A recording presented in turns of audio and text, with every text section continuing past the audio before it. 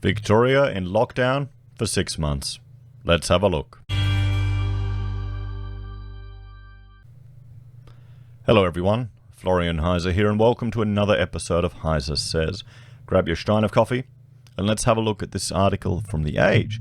Because, good news! Good news, Andrews has come to the table. Good old Dan, Dictator Dan. He only wants 6 months now, everyone. Not that 12 months that he was pushing for before. Nah, he couldn't get that, so he's compromising for only 6 months. Now, this is a persuasion technique. He's anchored everyone psychologically at a longer time, so it'll make 6 months appear like a better outcome. We could have had 12. Well, we better take 6. Quick. People do this in negotiation all the time, and I'm sure it's a staple of politics. It's a staple of business. And it's something you need to become aware of. Because 6 months is still utterly bonkers and insane. It really is. 6 months of extending these emergency powers. Because we've gone through them in previous videos. The powers that they can do are crazy. Really is. So let's have a look. Andrews yields on emergency powers as doctors call for a royal commission into the slow car crash. Well, we need a royal commission into the entire Australian response to this to see if it was actually worth it. You've got people who are, well, having a lot of psychological troubles. You've got a lot of stress going here. You've got people whose businesses are completely destroyed through no fault of their own and that may never recover. At what price? Is it worth it? That's the question. There needs to be a look back, because otherwise the chances are the same thing will happen again and again. The Andrews government has agreed to a major backdown on its plans for extended state of emergency powers as the Australian Medical Association calls for a royal commission into Labor's response to the pandemic. Fantastic. The olive branch. I mean, it's all theatre. It's all done on purpose. It's so the crossbench can claim a win and he can get what he actually wants, which is 6 months of power. Or maybe he'd even go down to 3. Push him down to 1. Renewing monthly with a public referendum. The olive branch to the hostile crossbench comes as the peak doctors group described the Victorian government's handling of the pandemic as a slow car crash.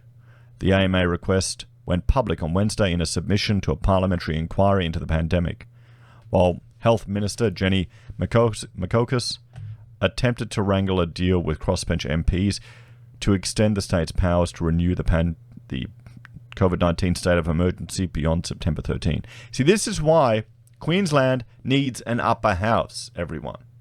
This is why we need an upper house here in Queensland. We don't have one. Okay, I know I'm advocating for more government, but this is why we need it. It's there for a purpose. It's ludicrous that we don't even have it here in Queensland. And no politicians, none of the big party will push for it. Because they want to have complete control. They don't want an upper house going and questioning and challenging them. As a compromise, the government offered to accept a 6-month extension of its powers instead of the 12 months it wanted, among other concessions. Oh, well, so nice. Good on you, Dan. Good on you. Thank you for thinking about the plebs. Thank you for thinking about the plebs for once.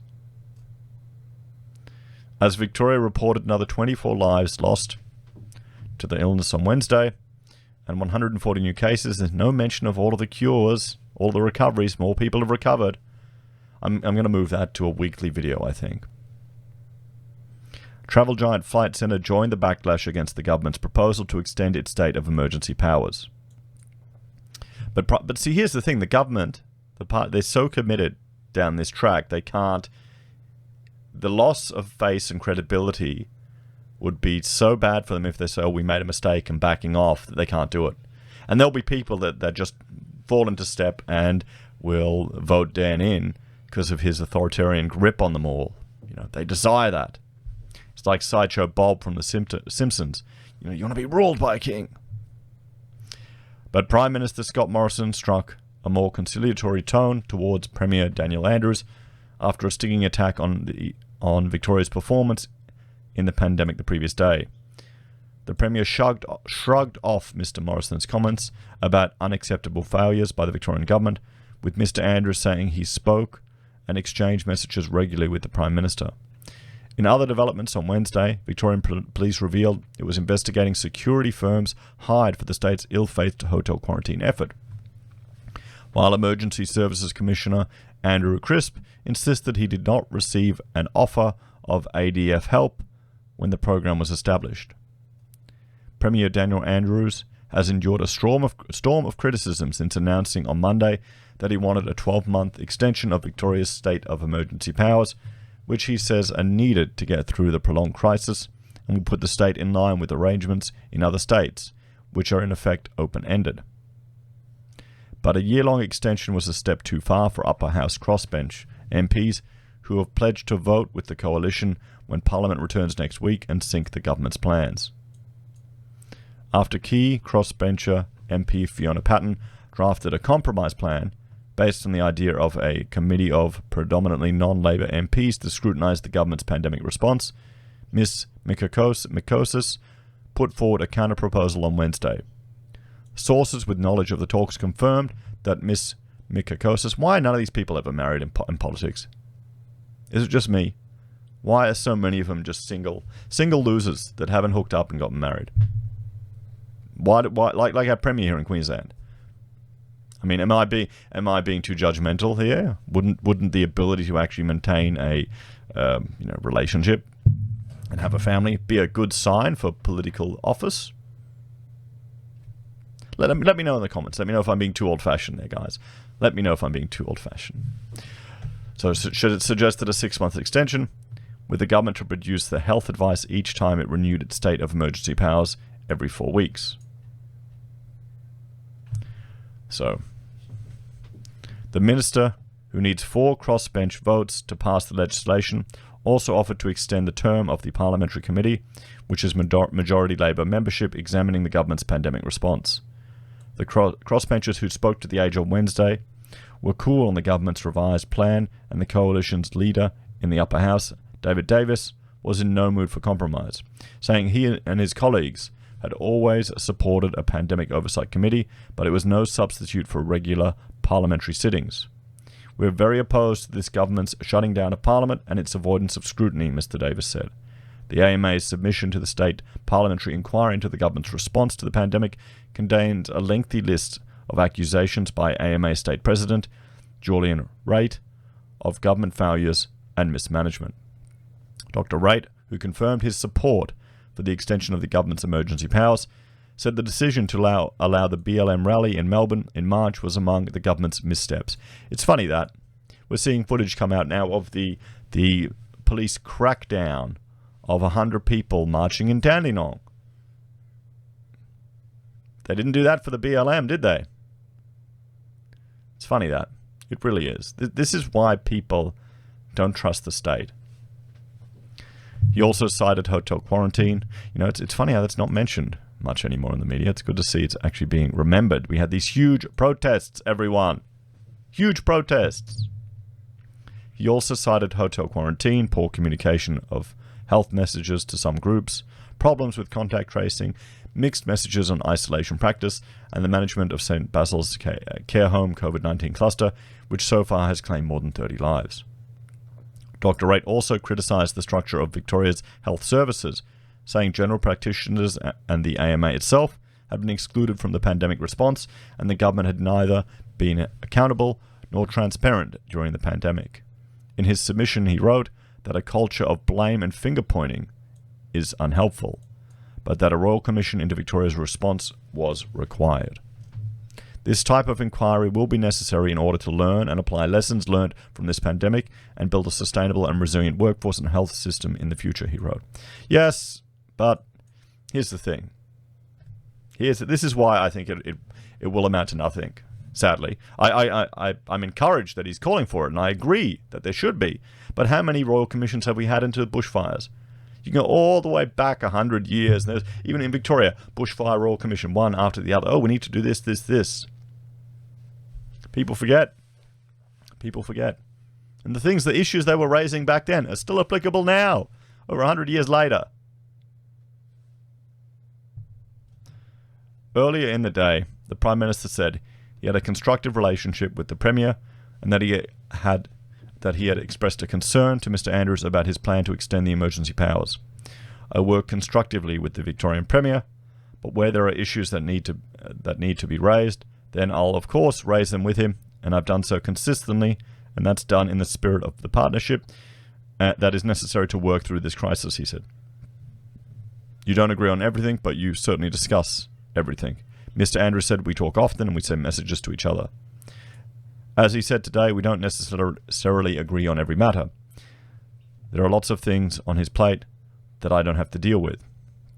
Flight Centre CEO Graham Turner, whose company has been devastated by border closures and lockdowns, said extending the state of emergency would be a huge blow to confidence in the Victorian economy and risk prolonging what he said was the state's misguided approach to contain the virus. If you want to suppress this virus, it's about testing and contact tracing, and I think that's where Victoria has gone wrong, and until they get that right, it's just causing economic havoc for no reason, Mr Turner, a former veterinarian surgeon, said. Here's the other thing. We've had, one new case in Queensland, 20,000 tests.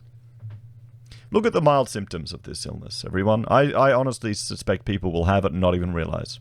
Mistake it for the flu or something else. Or they'll be asymptomatic. And here's the thing, that there was all this outrage. A man has caught it twice. You're going to catch these things again and again. Your body develops a capability of defeating it, hopefully, with an immune response.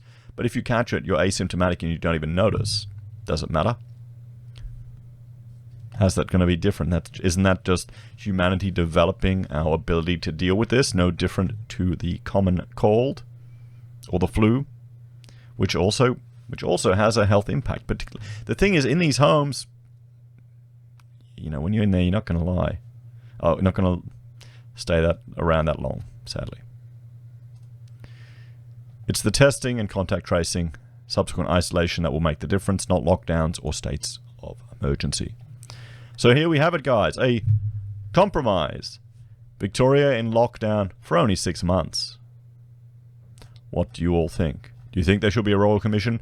Do you think that it will make any difference? Yeah. What about those bushfire royal commissions that happened in Victoria oh so long ago? Yeah. Are you in Victoria, guys? I'm getting messages from people in Victoria. I'm having cops send me emails or send me Facebook messages just about how morale has tanked, has utterly tanked. And there are people there that they can't speak out because they'll lose their jobs. But can you imagine? I wouldn't think you sign up to be a copper in Australia, in Victoria, or anywhere in Australia, to be honest, to implement these laws, to be this restrictive. He's saying they're feeling like the SS or the Gestapo. What do you think, everyone? What's worrying is the new crop of people that will be attracted to the police force after seeing this. As always, let me know your thoughts and opinions. Do you think it was all a big con just to get 6 months? A bit of persuasion? Please like, share, subscribe to the channel. Leave your comments below. If you're a fan and want to support us, there are a few ways you can. You can join the channel on YouTube or Patreon. You can use our affiliate links at Amazon, eBay, Independent Reserve, or Kucoin. You can buy merch from HeiseSays, use Gold Pass from the Perth Mint, or support us via PayPal. Take care, everyone. Have a great day, and I will see you all in the next episode.